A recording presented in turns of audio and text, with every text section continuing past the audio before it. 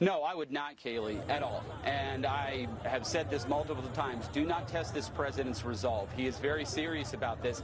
And I do want to highlight something that I've been saying constantly here, that this is actually an opportunity for the Nigerians to strengthen and deepen their relationship with the United States, where we could actually do some enhanced partnership capacity building with them to counter this terrorist threat that they have just spreading across their country. So I'm asking Nigeria, do the right thing here. Partner with the United States. Help us protect the Christians in your country, and we will help you. This doesn't have to be all sticks. It can also be carrots here. Or we do have these kinetic military options on the table, which the president has made very clear he will consider. Wow. Congressman Riley Moore, thank you. But I can tell you, the invasion of the U.S. military will lead to total disintegration of Nigeria. They are saying they haven't come to the southwest now to strike again. But Trump is giving them tools. But will this now not cause, will this not bring an halt to the sovereignty of Nigeria? The fire has already been ignited, not by Donald Trump, not by United States of America, but by the inaction of the Nigerian government to take a decisive decision on this issue now that has gotten the global and world attention. It has actually escalated, not by anybody, by people who felt that the world need to get their attention over what is going on, and the Nigerian government seems to be pretending over the killings, that's happening in almost nooks and crannies of Nigeria. Most of them are being covered up without the media reporting about it now. Now it has, gotten to this level. What Bola Ahmed Tinubu it seems to be trying to do now is to do a sort of damage control, but it is vertically too late. You're not going to blame this thing on Mazi Nnamdi Kanu. Nobody should blame Mazi Nnamdi Kanu, for this global attention Nigeria is getting over the killings of Christians to an extent, that is being tagged Christian genocide. So there's a simple disagreement between the government of Nigeria, the people of Nigeria, and the international communities and the world leaders and the world powers. So Nigeria have not been able to come out and definitely prove a certain point, that what the United States of America is talking about Christian genocide in Nigeria is not correct. Every form of defense they wanted to put up, have crashed and have failed, woefully. So the president of Nigeria now is on a point of, trying to do a sort of damage control, trying to organize, mobilize the southern part of the country, to a one political structure, why the north is maintaining and laying ambush of what is going to happen at the end of the day. So it might lead to total breakup at the end of the day, where there may not be any possible, solution anymore, because the intervention of foreign powers, would dismantle anything that has to do with sovereignty of Nigeria, and also we enrolled, the presidential powers, given to Bola Ahmed Tinubu as the commander-in-chief of the Nigerian Armed Forces, who has not been able, to tame or to curtail or possibly, stop the killing that's associated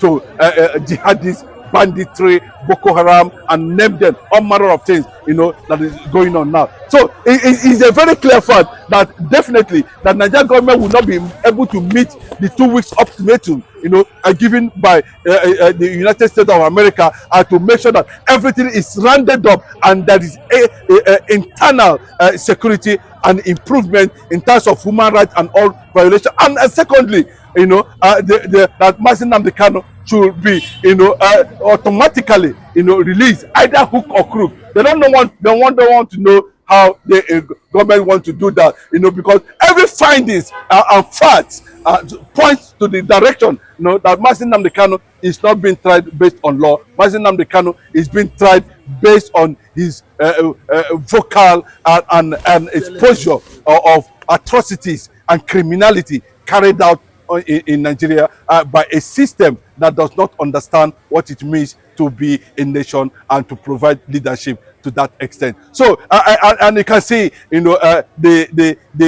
atmosphere, the trajectory, is heading towards that side of Mazi Nnamdi Kanu.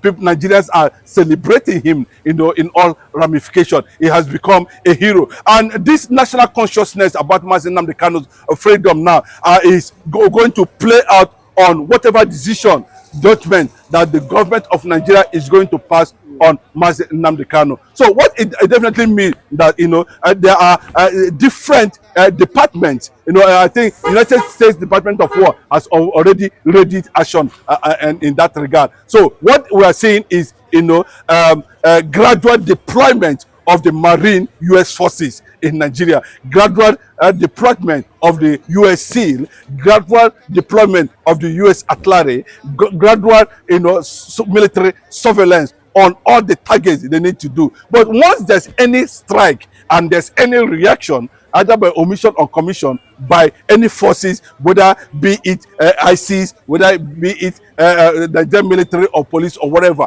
it will lead to a certain decision that okay, at this point in time now, this is the boundary and these are no-go areas, and that is what the Nigerian government is actually afraid of. Nigerian government should not be afraid of Nigerian breakup, because we have gotten to the point of no return, where the international community and powerful nations are beginning to intervene on the issue that has to do with Nigerian sovereignty and unity. Then it becomes a serious concern for Bola Ahmed Tinubu. Unfortunately, it is going to happen under Bola Ahmed Tinubu's administration, and to an extent, he has not actually been able to galvanize a massive push to make sure that some of these security challenges are nipped out of the system completely. So the United States of America is angry, and they are looking at options. Like they said very clearly,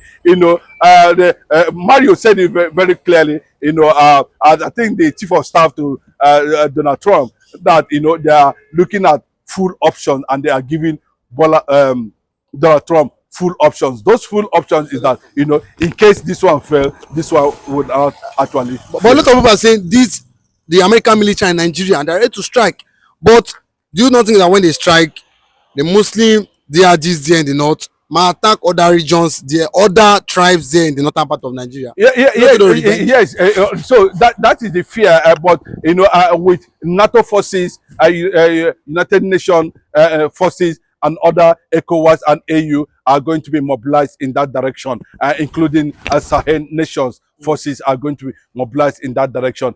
There will be peaceful disintegration of Nigeria, and that is why they fear that the United States of America will have their military base here in Nigeria to supervise. That military base in Nigeria is going to supervise the disintegration, peaceful disintegration of Nigeria, and the Nigerian government needs to understand that that this is not a matter of sovereignty. If it's a matter of sovereignty, we have seen also Nigeria violating international treaties and sovereignty of so many nations, like the one we witnessed in Kenya, where they invaded Kenya and kidnapped a British Nigerian citizen, Mazi Nnamdi Kanu. So that is also a pointer that if Nigeria can do that, and of course United States can do that, and it's one of the United States international policies to take down any terrorist organization anywhere in the world, irrespective whether you are a sovereign nation or not. It is a policy of the United States of America. After what happened at the World Trade Center,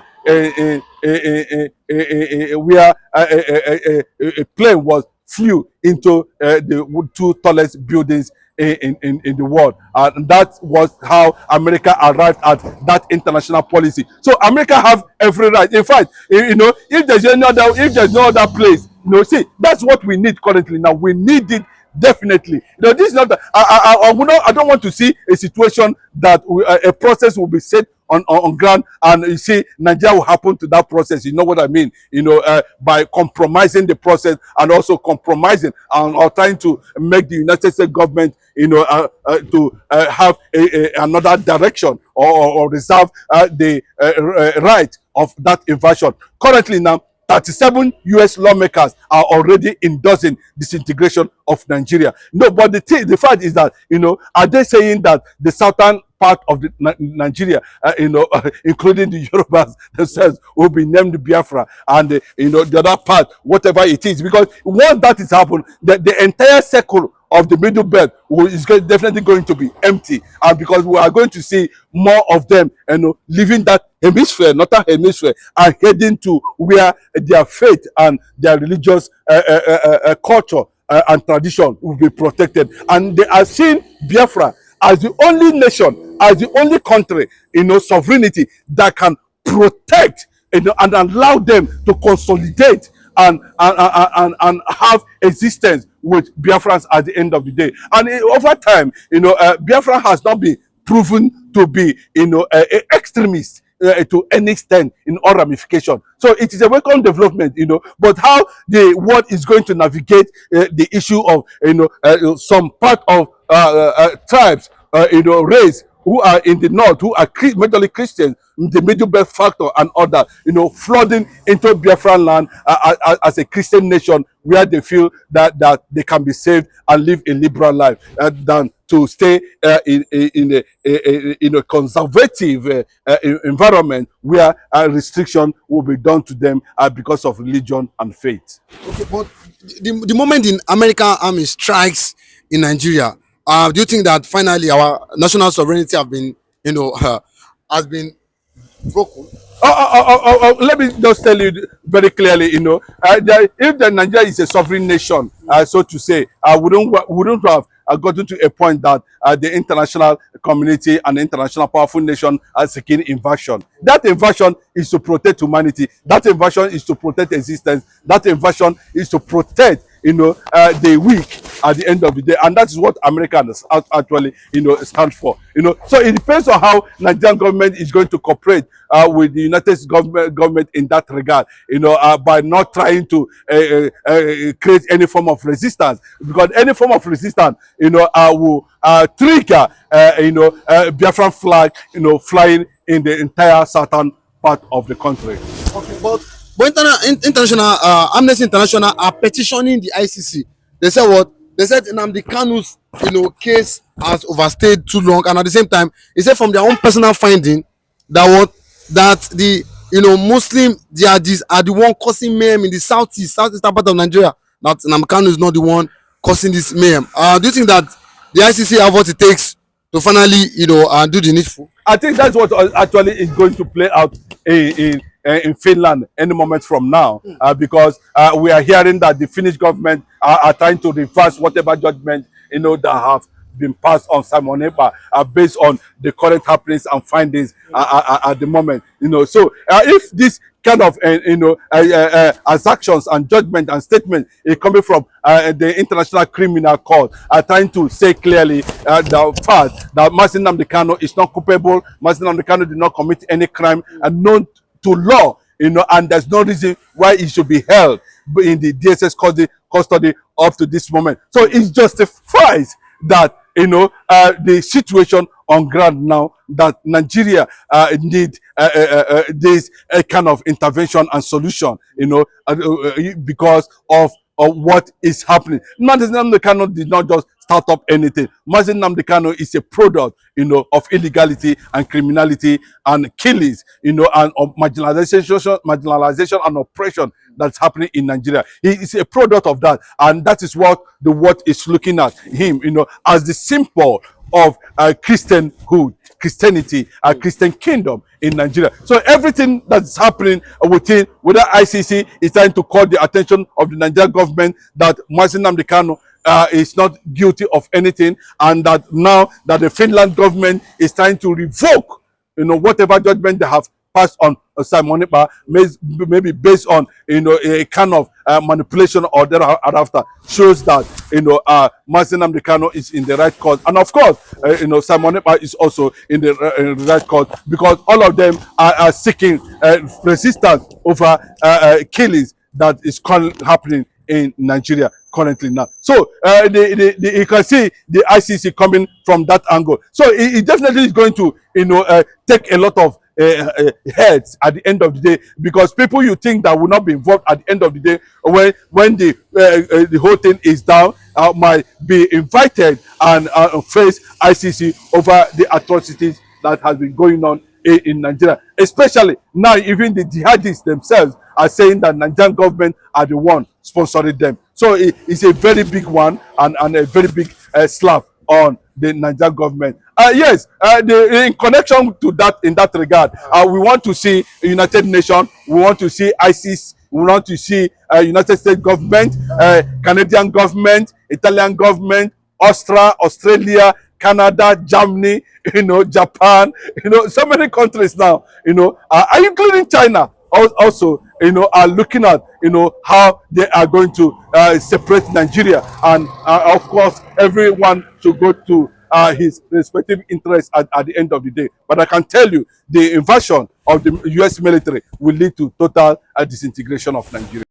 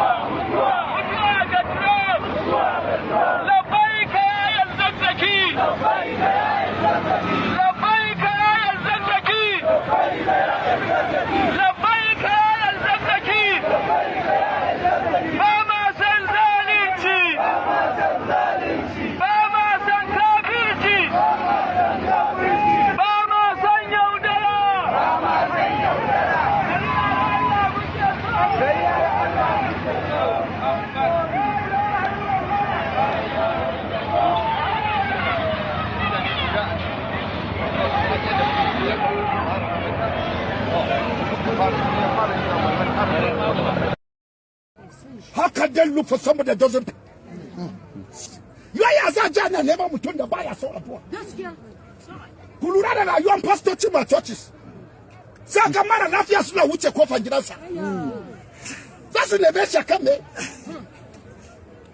Zasu ne ma wanda yake son addu'a. One thing about this thing is that, you see, I've always told you people about Tinubu's administration. What I understand about the change is not about the change per se, or that there is one particular reason for bringing it. It's all about personal vendetta. Tinubu and Obasanjo have been having a running battle over the years. They don't agree. So anything that Obasanjo did, Tinubu has always found a way to rubbish that thing. Remember when he was the governor, Tinubu, Obasanjo seized his local government fund, about 14 billion. And now that Tinubu has got into office, he now sees anything Obasanjo did as a way to get at him. If not, there is no single other reason for removing that national anthem. Because it was the Obasanjo that brought the new one into effect in 1978, before he left office as the military head of state. The question Nigerians should be asking Tinubu, both the old and the new anthem, what is wrong with them? Tell us that overriding reason, if not for this personal vendetta. And this thing has been going on among the people from the southwest. It has been there over the years. People are not really meaning into all these things. Look at it yourself.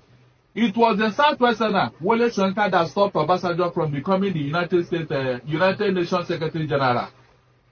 The man was almost, in fact, he has almost gotten the job until Wole Soyinka mounted a campaign all over the world against Obasanjo. And that truncated it. Awolowo should have been the president of this country in 1979. Who truncated it? People from the Southwest. You know all of them. People should remember that Wole Soyinka has always criticized every governor that came in, both military and civilian, including Obasanjo.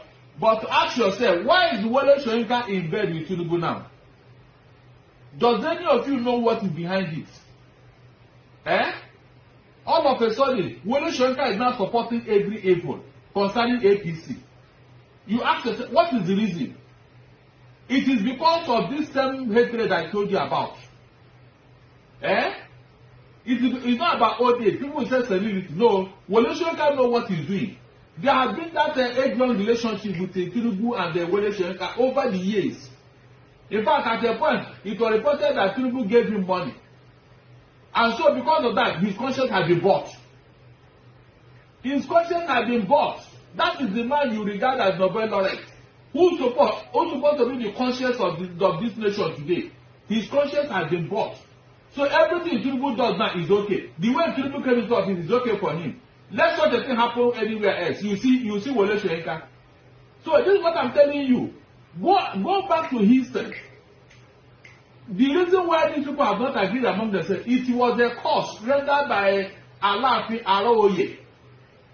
When they betrayed him, he said that they will never agree. While the man was raining the curse, he spread his two hands like this. Through one evil color, I was splitting it all over the place. He said, as this thing they scatter, and so they go scatter. They will never agree. And as he was saying, it was matching a calabash. And he said that this calabash they scatter, and so they go scatter. They will never agree among themselves. They will always quarrel and fight among themselves. Go back to him. Since that time till now, have they agreed? Have they agreed? The most deadly ethnic and intra-ethnic war was fought in this Southwest among themselves. I'm talking of a war that over 1,006 intra-ethnic war. 1,006 fought in a particular region, the same ethnic group. From Kiriji War to Jabu and the Eba War. Go and check. These are the same people that are telling you that they know this. It's not because we have not been given opportunity to go into their history. The Nigeria will know where the problem is coming from. Each time we want to get to somewhere, it is this level that will truncate it. Remember, Ojukwu and Gowon went to Aburi to sign an accord. Accord would have saved up from that civil war. An accord, Aburi Accord, they have already signed. When Gowon came back, it was people from the South who told Gowon, don't agree with this accord. No, Ojukwu has played you. He has used the process to play you. Don't agree. And because of that, Gowon reneged. And Ojukwu said, on Aburi I stand. That's what caused the war. That Aburi Accord would have saved them. And look at that Aburi Accord. It's what we are going back to today. It's the same thing we are fighting for today. The same restructuring. The same regional autonomy. That's what Ojukwu and Gowon agreed in Aburi. When he came back here, the people from the Southwest, they truncated it. They truncated it. Unfortunately, Nigerians have not asked the question, what is your mission in Nigeria? Whenever we want to move forward, these same people will truncate it. And they will not look for a way to shift it to one particular ethnic group, as if they are the problem. Who brought Buhari into office? For selfish interest, nothing else. Tinubu said that it is only Buhari that will defeat Jonathan. That's why they made him to come and lead, to come and say, no, it was for him to defeat Jonathan because he had popularity in the north. Look at what is going on. Nigerians are not asking questions. I am telling you that if Tinubu has the opportunity, he will remove Obasanjo's photograph in Asorock so that he will be the only Yoruba man that has become president of Nigeria. That is how vindictive these people can be. Obasanjo cried that Abiola is not the Messiah that Nigeria is waiting for. He said it. Who truncated Abiola's president? Was it coming from the same Southwest? Who went to tell Abacha, don't allow him, don't agree, or don't give him. Go back to history. You can see a record of infamy. Somebody don't wake up because you want to show that yes, you are not the president. So, and they are even among themselves. If people cannot settle among them, how can they settle with you? They will deliberately find a way to put up a fire between two ethnic groups. When they fight, they will go and dodge. Meanwhile, they are the one that started it too. The coup that started all this problem. Go and check Adele Mogu's book, Why We Struck. It was organized by the Yoruba, they are shifting it to the Igbos. That is why the North hate the Igbos, thinking that they are the one that carried out the coup. Meanwhile, there are documents to show that the Igbos were not even in the know. That coup was organized to free Awolowo from Calabar prison. But now it has become an Igbo coup that made them to be thinking that the Igbos did this, the Igbos did that. We are saying this so that Nigerians will know the truth. There was no reason to change any national anthem except because it was brought in by Obasanjo. And his kinsman felt that no, it cannot be Obasanjo. It should be me. That's why he brought that in. If he doesn't like the two anthems, why can't he ask people to bring a new national anthem? Since you want to build a new Nigeria. And that's how he told us he built a new Lagos. Meanwhile, we could not see anything. We could not see anything that he did in Lagos. Propaganda.